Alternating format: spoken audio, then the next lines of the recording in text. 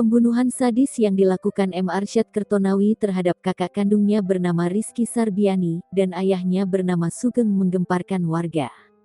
Peristiwa ini lantas mencuri perhatian masyarakat di Jalan T. Amir Hamzah, Jalan Wakaf, Kelurahan Sei Agul, Kecamatan Medan Barat.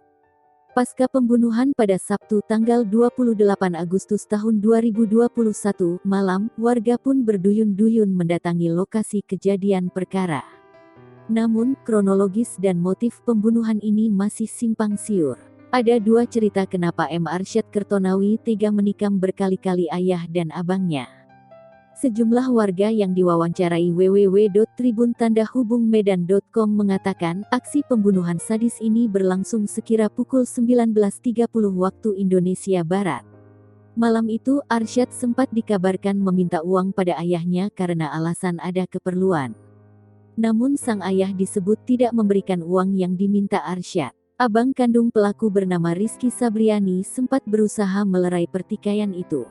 Namun nahas, Rizky Sabriani juga kena tikam di perut dan dagu. Saat kejadian, Rizky ditemukan meninggal dunia di dalam kamar. Sementara ayah pelaku ditemukan di samping rumah.